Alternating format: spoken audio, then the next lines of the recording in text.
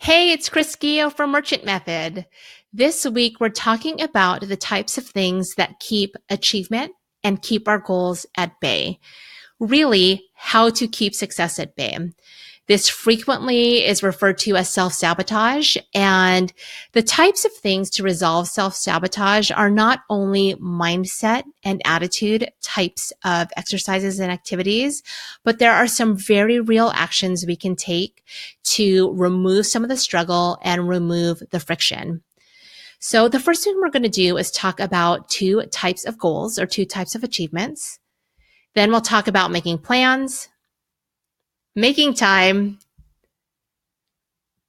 staying motivated, and then staying accountable. So the first thing I want to explore is achievement and talk through the two types of goals that we often have. There is an outcome goal and a process goal. So the best way to illustrate the two is with an example. Say, for example, we want to host 3 pop-up events.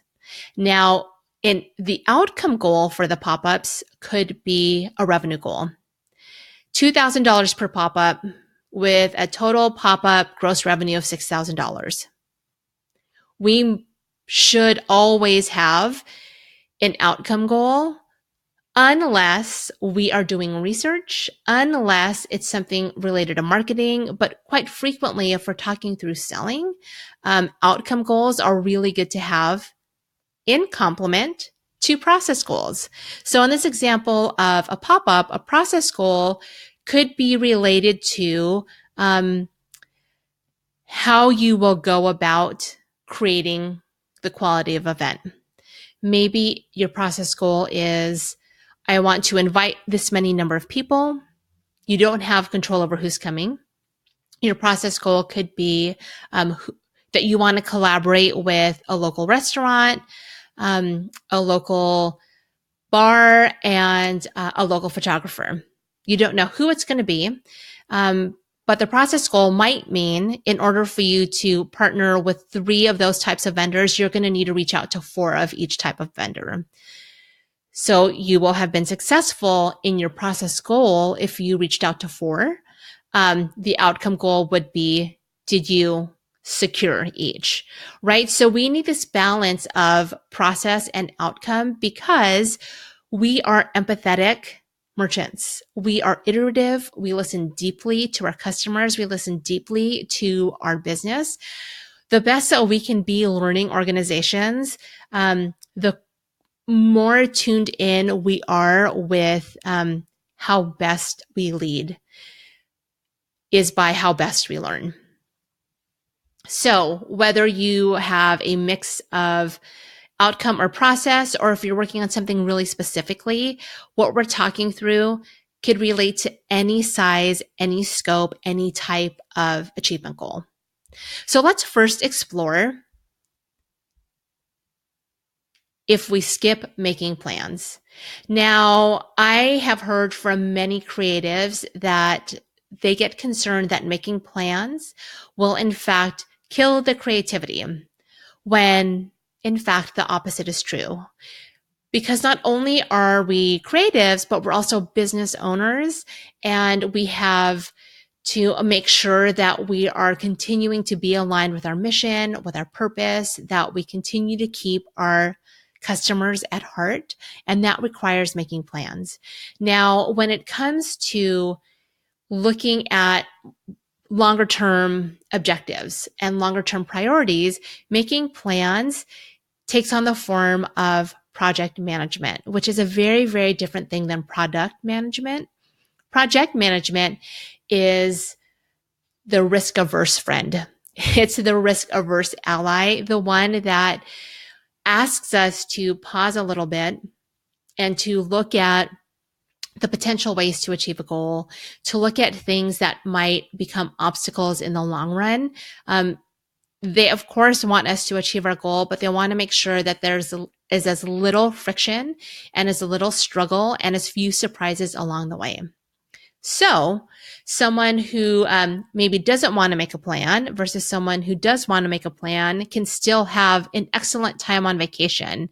But someone who does want to make a plan, this project manager type of vacation is going to be more detailed, but it doesn't mean that it takes away from the experience they'll have on vacation. Way number 2 is we don't make time. There's definitely never enough time in the day.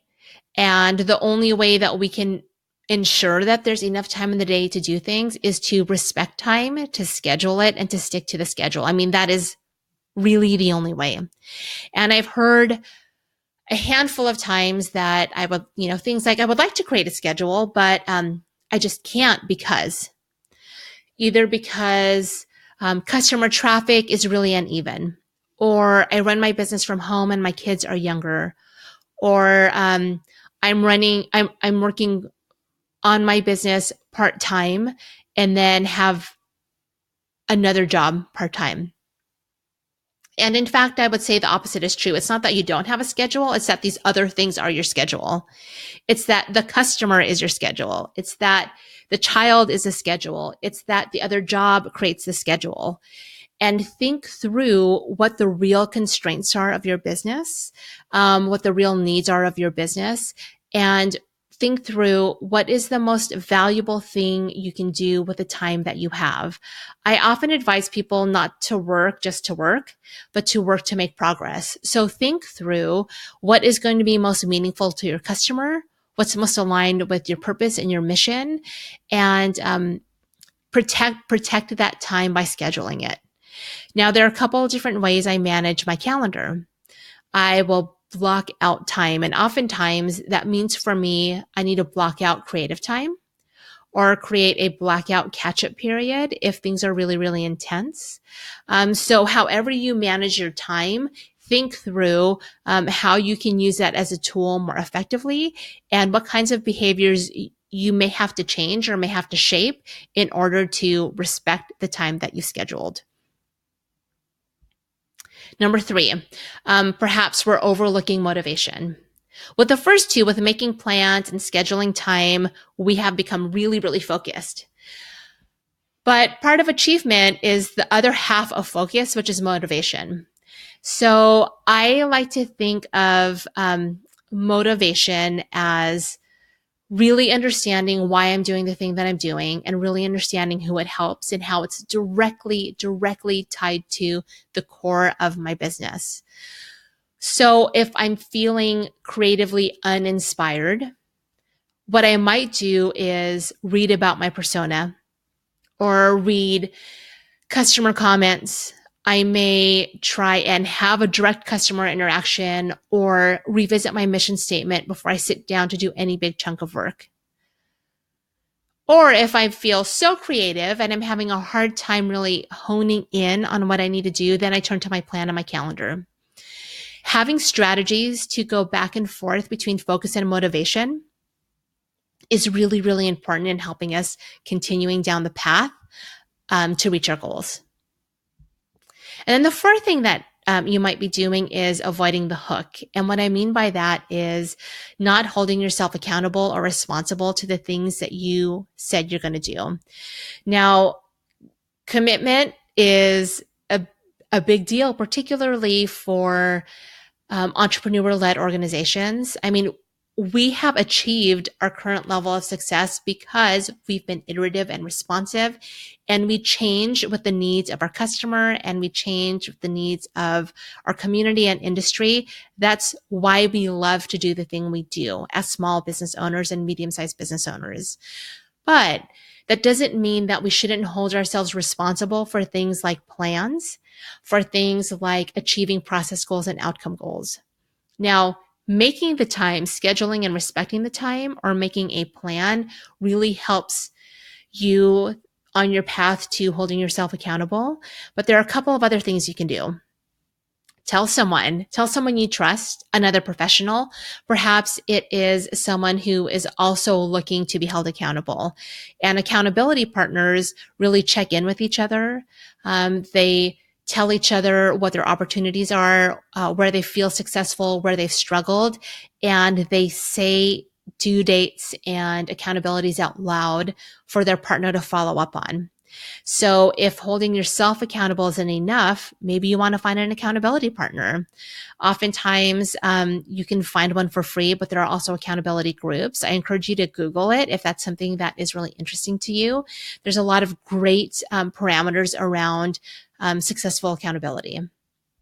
If you have a team, I would suggest detailing out roles and responsibilities as they're related to a particular project or a particular plan. And there's a super souped up way to do it.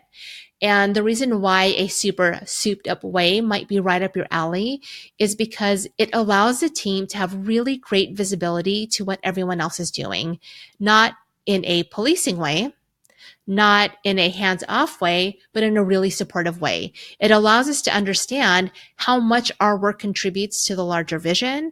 It allows us to understand how we might be able to support someone else on their team, how we can help other people on our team be successful. And RACI is a mnemonic, RACI, that stands for really descriptively what the chart includes.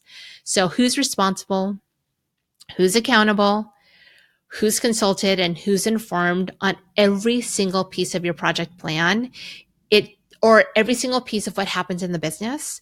It takes a lot of time to create that, but the time that you take creating it provides you the clarity that you will save so much time on the back end, downstream, if you've taken the time to prepare yourself up front. So those are the 4 things we can do to make sure that success is within reach: is to make plans, to make time, to find tools that allow us to stay motivated, and to hold ourselves accountable. And perhaps you might be keeping success at bay, or perhaps you might be self-sabotaging if you're doing one of these 4 things. So I'd love to know from you, what's one thing that you're going to do to remove self-sabotage, to avoid some of the pitfalls, or go around some of the speed bumps on your way to achieving your goals, based on these 4 things? So please leave a comment below and let me know, what are you going to do differently to work towards your goals with a little bit more ease and a lot less friction? Thanks so much. I cannot wait to see you next week. And until then, make it a great one. Bye.